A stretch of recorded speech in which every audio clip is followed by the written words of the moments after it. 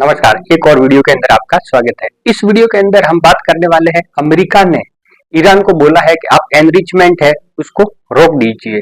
इस विषय पर हम पहले भी वीडियो बना चुके हैं कि अमेरिका ने ईरान को कुछ शर्तें बताई थी, तो अमेरिका हमला नहीं करेगा।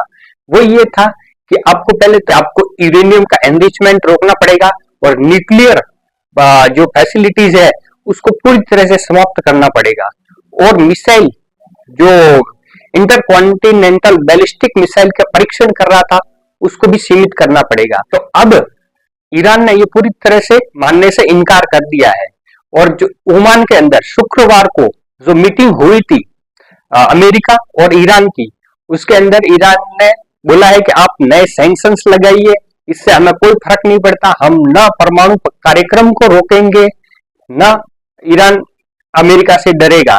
आप हम पर युद्ध थोपोगे तो युद्ध की भी लड़ेंगे। अमेरिका ने क्या है, अमेरिका का सबसे बड़ा युद्धपोत अब्राहम लिंकन उसको ओमान की खाड़ी के अंदर अभी खड़ा किया हुआ है। ईरान ने बोला है कि हम उससे भी डरने वाले नहीं है, या नए सैंक्शंस लगाए या युद्ध करे उसका भी मुकाबला करेंगे। एक तरह से ईरान ने अब अमेरिका की बातचीत को पूरी तरह से नकार दिया है और ये बोला है कि हम युद्ध चाहेंगे तो युद्ध करेंगे, चाहे आपका युद्धपोत इब्राहिम लिंकन को तैनात करो या किसी और को। इस बारे में हमने डिटेल में चर्चा की हुई है।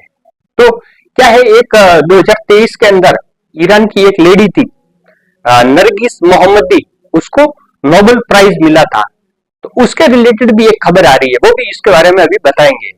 तो ईरान ने अपने न्यूक्लियर एनरिचमेंट उसको तो समाप्त करने का मना बोला है।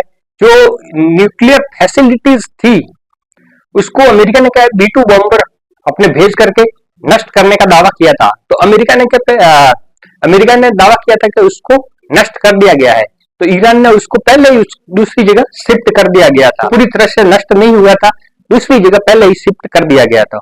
तो अब क्या है, अब फिर से न्यूक्लियर एनरिचमेंट का प्लान है वो ईरान चलाता रहेगा और अपना काम करता रहेगा।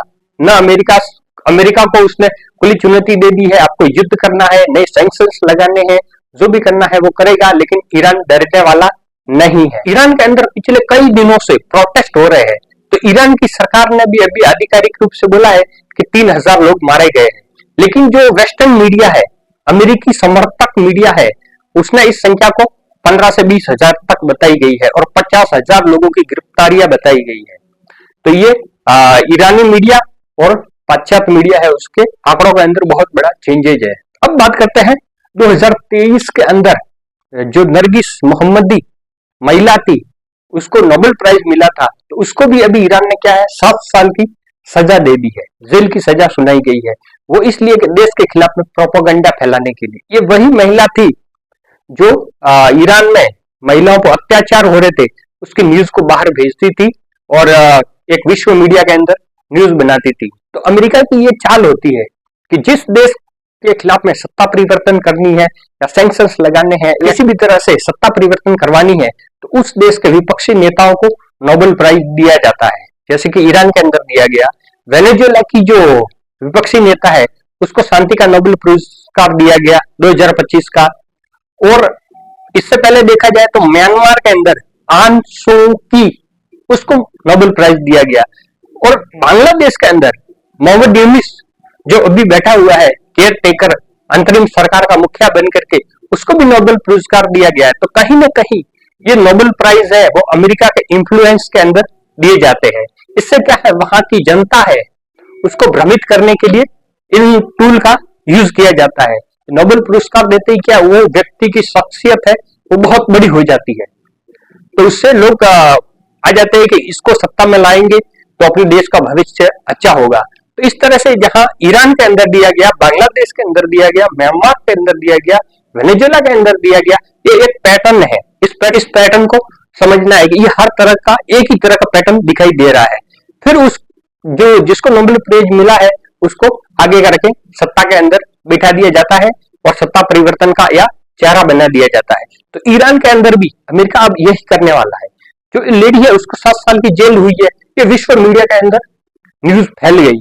तो ईरान सरकार पर प्रेशर बनाने की एक टैक्टिक्स है, लेकिन ईरान पूरी तरह से इस दबाव से उसने मना कर दिया है, न हम न्यूक्लियर एनरिचमेंट को रोकेंगे, न मिसाइल के परीक्षण को रोकेंगे, बैलिस्टिक मिसाइल से उसका परीक्षण भी करते रहेंगे, उनकी संख्या में इजाफा करते रहेंगे। ईरान क्या है, एक छोटा मोटा ऐसा देश नहीं है। अमेरिका भी युद्ध के अंदर ईरान के साथ में नहीं उलझना चाहता, क्योंकि ईरान के पास में ऐसा नहीं है कि वेनेजुएला के जैसा देश है, उसके पास में सेना भी है और विश्व में कहीं ना कहीं शिया मेजोरिटी कंट्री है। तो विश्व के जो शिया लोग हैं मुस्लिम धर्म के अंदर, तो उनकी भी सिंपैथी ईरान के साथ में रहती है।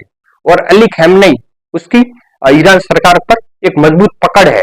तो उसके साथ में जितना वेनेजुएला में आसानी से तख्ता पलट कर दिया गया, ऐसा ईरान के अंदर पॉसिबल नहीं है। और ईरान पर युद्ध करने पर भी ये लंबा खींचेगा, क्योंकि ईरान की ड्रोन टेक्नोलॉजी है वो बहुत तगड़ी है। क्योंकि यूक्रेन और रूस के युद्ध के अंदर ईरान के ड्रोन, कामिकाजी ड्रोन, उसका यूज किया गया है, वो बहुत सफल रहे हैं।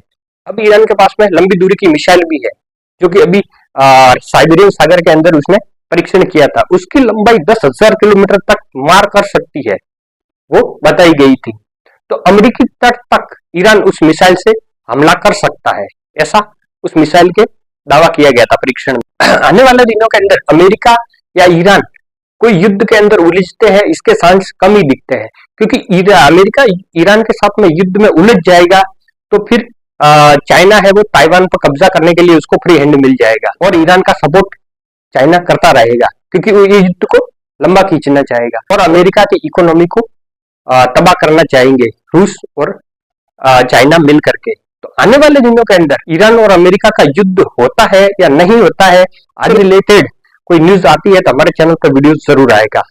वीडियो पसंद आया है तो लाइक कर दीजिए, दोस्तों के साथ में शेयर कर दीजिए। चैनल पर पहली बार है तो सब्सक्राइब जरूर करें। सब्सक्राइब करने का कोई पैसा नहीं लगता, इससे हमें मोटिवेशन मिलता है, ऐसे ही वीडियो लाने की प्रेरणा मिलती है। मिलते हैं एक नेक्स्ट वीडियो के अंदर, तब तक के लिए जय हिंद, जय भारत।